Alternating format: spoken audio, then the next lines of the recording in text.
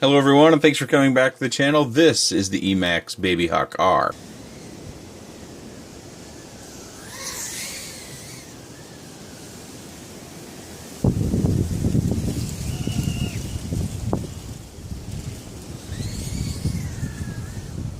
Feature, you're going to have 3 flight controller with an OSD, 12 amp 4-in-1 ESC, EMAX 1106 6000 kV motors, 600 TV line Foxeer CCD camera, 2-inch AVAN props, Betaflight 3.2.2, VTX is power switchable for 25 milliwatt, 200 milliwatt. Of course, it offers all 48 channels. Yep, that's a resistor. XT30 for your battery connection. Individual arms. 2 plates make up the lower portion. The canopy's pretty tough. A battery gummy to keep your battery in place. The arms are 3 millimeters thick. The middle plate is 2 millimeters thick. The lower plate looks like 1.5 millimeters thick. It weighs 88.42 grams. I flew it on 3S with Tattoo and GNB 450 milliamp batteries. The GNB perform better.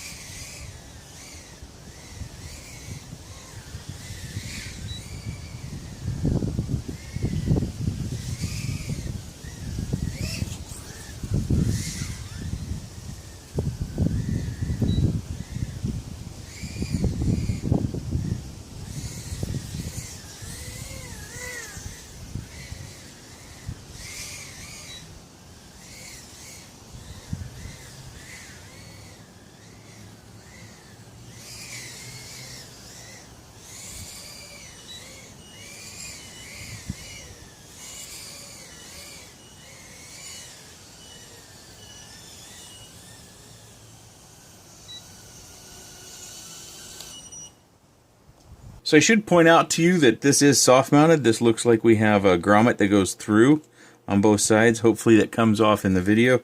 That it's squishy, so you want to be careful if you need to tighten anything up that you do tighten up those screws. I did notice that the arms, there's a split right between the arms, so you can replace each individual arms, as I said in the quick roll. The front ones are good and tight. My back ones, I noticed after a few flights, they move a bit, just a tiny bit, and it takes quite a bit of force. And I think what I need to do is I need to tighten up that nut. There's a nut right down in here, and I do believe it's a nylon threaded nut. And because when I stick my hex in there and turn it, that nut turns as well. So I need to get a pair of pliers or some resistance up there. The cap does hang off the edge. I've done that before myself. Oftentimes that does help clean up video or actually help smooth out some of those voltage spikes. I don't know if their plans are to keep it here or to move it somewhere else. I think ideally there may be another spot, but we'll look at that when we open up the camera. I suspect this is a 2.3mm lens because the field of view just doesn't feel as wide as it does on a typical 2.1, but I could be wrong there. I think the positioning of the antenna for the receiver is fine, but as far as the video transmission, I think that could be better. And it looks like they actually have a slot for it right up here. So what I would do long term, well, let's open the top and we'll talk about that. One thing before I get all the way in the top, the camera angle, the lowest possible camera angle you're going to get is right there. And that's because of this. You could take a Dremel out and carve out a little bit more, but I think even with this lowest camera angle, you're probably going to be able to see the ground when you're level, so that should be fine if you're just starting out in your FPV flights. But I just wanted to make sure you're aware that the camera angle won't be going below that. So here we can see the components. And what I was thinking about this capacitor, if they were to be so inclined, is they could possibly fit it in right here in this little void that we've got. We could tuck some of these wires in a different direction or something and allow that capacitor possibly to sit right there. I'm not sure it'll fit, especially with the canopy, but it just might, and I think that would probably make a lot of people pretty happy, because hanging off the edge is going to bother some people. I think at the very least they probably could have shortened this. I get it though, it's going to be a pain to solder that the closer the cap gets to the ESCs, but you know, that is what it is. This is a FR Sky version receiver, and you can see it's got a little bind button over here at the top. We have an LED display for a VTX, and that's got a button here over the side, and you can power switch that with long presses, and then you can change bands and channels with long presses and short presses as well. The antenna, we were talking about that with the canopy. This looks like a slot for the antenna, right? You know, you pop the big part in through here, and I'll show you that. You can slide it right through there, and then it would just kind of catch there. I do think if you have this on all the way, there is a possibility of a prop strike, so we want to do something to kind of secure that up. And what I would typically do, one, I didn't do that already, or I would have, because they put some sort of adhesive on here, and I didn't want to risk breaking the VTX right out the bat before I got my flights in. But I would just turn this, or possibly point it this way, and then loop it around, because this hole does come out kind of over the center of the vehicle. So just bending this back, while that might work, I wasn't crazy about that. So what I would probably do long term is scrape this loose, turn this around to where the antenna comes out this way, and then it comes up through that hole. And then through the canopy, what I would do, I'd take a zip tie just like this, probably a different color, because this is a good looking vehicle. I wouldn't want to deface it by just putting an ugly orange. But snip this off here at the bottom, here at the edge, and this creates a flat spot, so that you can get some length here, say this much, which is, I'm just guesstimating here for this point in the video. And so when I put some glue, I'd put some glue down here, and I'd make sure to get some around that center point where the zip tie, the thin part, goes through. And then I would just stick it down. Whoops, if I can get my fingers to work. Then I would just stick it down, probably offset ever so slightly, just to make sure that I don't get it into a position to where I can't get it out of there. And you can see I leave that little bit of tab, and I've done this. I used to do this a lot when we were always flying circular polarized antennas on brush micros, but I leave that little bit of tab as just some extra surface area to make it stick to the canopy. But this will help keep it up out of the props, and you can always take your heat gun or a match or something and lean it back a bit, but it'll still give it some rigidity that you just don't get with the coax wire. They do have this set up with a good tune. I think for me, the tune's not quite right, but that's going to sound a little silly, because my understanding is they did find a number of very good pilots, probably professionally paid pilots, in order to tune this. And I'm not bagging on the tune. I just think that tunes vary from pilot to pilot. I did change my rates on this to try to make it fit me more. They did set up modes on this. I went ahead and enabled motor shot. It's just motor stop. It's just something that I do just about every time. They also have gone in and the original rates, the RC rate was 1.1 and the super rate was 0.8. I changed that to mine, but you get to see the PIDs there a little bit as well. And you can also see that on the filtering tabs, they enabled PT1, and then they disabled the first two notch filters. So this machine doesn't get nearly as much prop wash as you might experience otherwise. So in that regard, it's very well tuned. I mean, they've gone to a lot of work. I want to applaud them for that, and I appreciate that. So it flies pretty well. And these motors, if you follow, these motors are a little bit notorious for getting hot, but the way they have everything configured with this prop and the tune that they've got on there, it runs very, very cool. I know it's cool outside right now. I'm, knee deep in winter here, but the motors don't even feel like they're hardly generating any heat with the way they're running right now. And I ran it pretty hard. You'd probably notice in the flight video that it was very, very windy, and unfortunately it doesn't look like that's going to get much better in the coming days. Thankfully, I've got a load of indoor flyers I can take to and continue to fly and have fun. So I put this thing through probably about 12 to 15 packs in the limited amount of time I had, and I had good fun with it. I think they've done a number of things very well. I know some people will really like the fact that it has replaceable arms, and I think that's fine and smart, but we do add weight with that because we add all these metal screws, we have these extra plates, so we've got a lot of carbon here in the bottom, and then they offset that with the canopy, and you'll probably want to know what the canopy weighs too. Let's get a weight on that. So the canopy alone weighs 6.34 grams. Another little note that's interesting about the canopy is you can see they've got standoffs that are either, maybe it's a nut. It kind of looks like a standoff with the knurling there. It's shoved up in there pretty good, and I didn't have any problems. I did crash this a fair bit. Probably about 70% of my flights ended in a crash. That's always fun. And the canopy is, I don't have any fears after some of my crashes that the canopy is going to be all that fragile. Sure, it's going to break. Somebody's going to, you know, go in hard and hit the asphalt or run into a cement wall or something, and it's going to break. But just like anything, there's always a break point. It just depends on how hard you go. So I think the canopy is very well designed. I like the fact that they've got airflow through there, and I like the fact that it's open on the nose so it gets air through the machine from the front.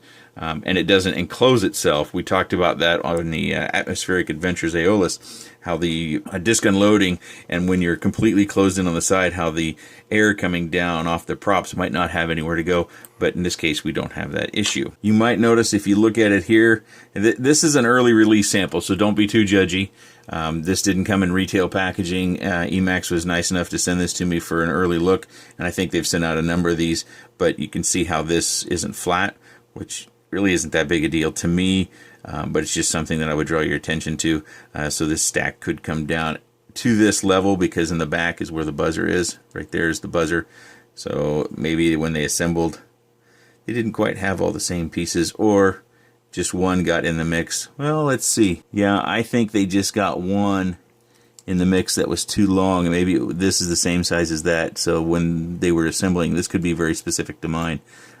So that's not level in there. Not a big deal. Didn't affect flight performance or anything. You can see the secondary connection for configuring your Foxeer camera is right in there. That's going to be kind of a challenge to get to, but that's going to be normal on micros. We have a lot of things in micros that are challenging to get to, so I can't complain there too much. I think another candidate for putting in the cap, if they chose to, is to lay it in the back here, because I do think there's room, probably right. Well, I think from a manufacturing standpoint, securing it might be kind of difficult, but if they ran some wires from here underneath the stack back here, you might be able to get the cap in right between these two standoffs. Nope, I'm wrong. The standoffs are too wide, so it would have to go in here sideways if they chose to do that. So I think there are two possibilities. They could go sideways in here and maybe figure out a way to fix it, or they could go in here and try to figure out another way to fix it. I did bang this to where this cap did come up a bit, and I just bent it back down. You can buy these caps off of eBay, so if you crash and you lose one, you find that it does make a big difference in performance. You can get these pretty cheaply. I'm sure that you'll probably be able to find them on EMAX's site as well.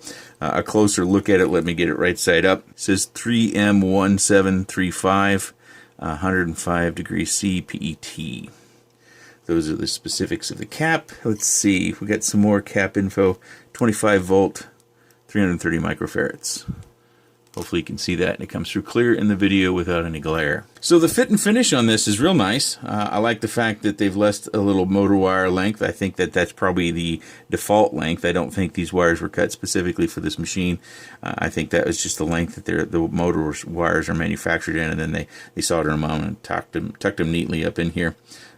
They've got some foam tape adhering the receiver, and I'm very interested in this receiver because this receiver looks like it's really light. If I were to have the guts to tear it off and weigh it, I would have to guess that this is coming in either right at a gram or maybe even slightly less than the gram, because that's very small. So for me in the micro world, I'd be interested in more of those receivers. But that's a pretty good look at the inside. If you have any questions, please leave those in the section down below. I'm going to go ahead and put the canopy back on here, and they do use some nice long screws to get the canopy mounted. So let me put it up through the hole so you can see exactly how long the screws are. So that's fully threaded all the way through. Gives you a little bit of an idea how much length goes into the canopy.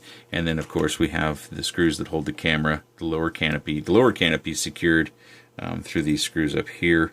So everything's mounted, and then they kind of come together over here at the camera, which I'm fine with. So the price point. The price point of the EMAX BabyHawk R, which I want to call the Hawker, Comes in with a receiver, comes in at $149. The closest competitor to that is probably going to be one of these two, if not both of these.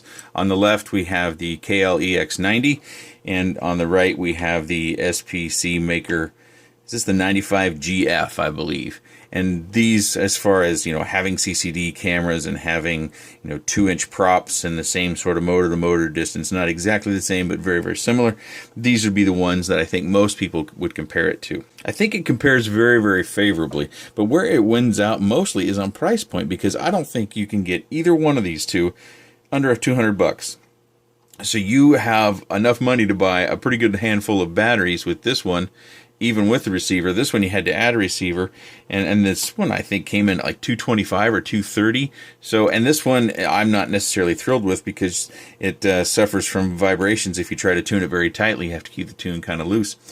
So I think these are the closest comparisons, but this one has drawbacks in my opinion as far as tune and price point, and this one has the drawback from the fact that you will have to add a receiver to it. As far as flight performance, it's very, very similar. I think this one does have more thrust, the quick hit, the more punch getting through the air. But again, what does that matter if you can't tune it very well? They compare, but yet they don't really compare. Overall, this is a better flyer. I think it's going to have very good thrust. I think hopefully you saw from the flight video what sort of thrust it has, even against the wind. When I'm flying from the swing set to the far side of the yard, you probably noticed it really sped up, and that's because that 20+ mile-an-hour wind is blowing that direction, and so I had to get on the sticks pretty hard to reverse. And you probably noticed the takeoff when I go from the far end of the yard that's kind of open down there back towards the swing set, that it wouldn't react quite as quickly, and that's because of that wind. And I think it compares very, very closely to these two products that are much more expensive. Now for the last bit, let's talk about batteries. So I was sent this battery with the vehicle, which I appreciate. It's the first 453S from Tattoo that I've flown. I've got a number of different Tattoo batteries. Most of them are 650 mAh and above, and most of them are 4S as well. And the batteries are good performers. I have had much worse experience with batteries, but the flight time with this particular battery is going to be less than 1:30 the way I fly in the conditions I was flying in. So that's something you need to know about this battery. I flew most of my flights with this GNB, the blue and silver. Don't let the label fool you. You'll find GNB in black and silver, in red and silver and black, and that one does not perform nearly as well. You want blue on the label, and then it has this outrageous C rating, which I don't buy for a second. C ratings mean less and less every day, it seems like.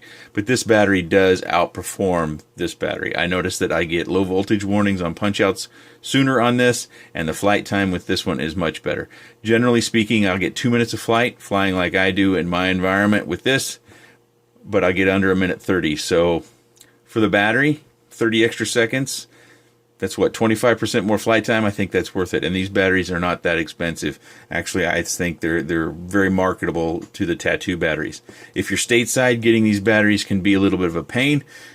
I've talked to several different web shops, and I have one web shop currently on good authority that has a shipment of these that are going to be coming in or is getting placed directly, and they should have somewhere around 100 of these batteries along with the 550s as well. That is Good Venture Drones. You might not be familiar with them, but I think they're also out in California. They sent me an image of their order because I was out there on the Facebook groups trying to get somebody to carry these stateside, because I think these are for micros. I won't speak to their 4S or their larger batteries, but in my experience, they're micro batteries. They're 1S, they're 3S, even their 2S on up to 550. They perform much better than much more well-known name brand batteries do. Hopefully their chemistry never changes and they keep producing great batteries. Even over the long haul, I've been flying some 550s that I have for almost a year. They still hold up quite well. And I fly nearly every day, not always outside. So I think if you want to maximize your flight, you're going to want to get the GNB, blue and silver. I'll put Good Venture Drones web shop link down below. You can click there to see if they have those in stock. Otherwise, you'll probably have to order the batteries from the Far East, and you know where to get those. I'll put a link to there as well. And when we get something stateside, we're going to be paying a little bit more, but you're going to be getting it quicker, and you're going to have a U.S. based company stand behind the product. You're not going to suffer the same support issues that you might otherwise. Like say you're battery leads are defunct or not right, or the balance wires just come undone, or it's got corrosion on it, or the cell's just damaged or weak when you get it, you'll be able to get some support. So you have to weigh what that's worth to you versus dealing with our Far East vendors. But this is the battery I think you should aim for. Others may feel differently, but I'll always stand behind that for right now. Until I find a batch of these batteries that don't perform well, this is the battery I recommend. So hopefully their chemistry never changes and it continues to be a great battery. This is the battery that I would recommend for your micro. Whether you're flying the EMAX BabyHawk R or you're flying another one, get a 453S, get a 553S, and I think you'll be very, very happy, especially if you're comparing it to other batteries. While I appreciate that EMAX sent this, the flight times are just very short in my experience. Now, if you're wondering about how much I flew, these are not the props I did most of my flying on. These props only saw 1 or 2 flights. These are my original props. You can see I've got dust stains and they're kind of all mangled up here. I actually got hung up in well, I didn't get hung up. I fell out of a tree again. You probably already sold that, but like, look at that one. I always think it's interesting how these things bend and where they bend. So that's kind of why I kept them around and would show you. This one's not too bad. Maybe you can see it better that way. But they stayed together. I was actually kind of surprised because it's not that warm, and usually plastic. These materials will get brittle when it gets cool out. It's about, during those flights you saw, it's somewhere around low 50s. And so with the wind, maybe that chills it down a little bit more. But these props, I thought, in my experience, held up well to the crashes I had. The machine held up great in the crashes I had. It flies good. It's got a good tune on it. I think if you're just starting out or you're an experienced flyer, for right now, I don't think there's a better $150 you can spend on a micro. Okay, if you have any comments, questions, suggestions, or otherwise, please leave those in the section down below. If you want to look at the review videos of other micros, click my name down below. You can look at all the different micros. I specialize in micros. I like to fly them because I have a nice sized backyard and I like close in proximity. I also do a lot of indoor flying. I appreciate your time and thanks for watching.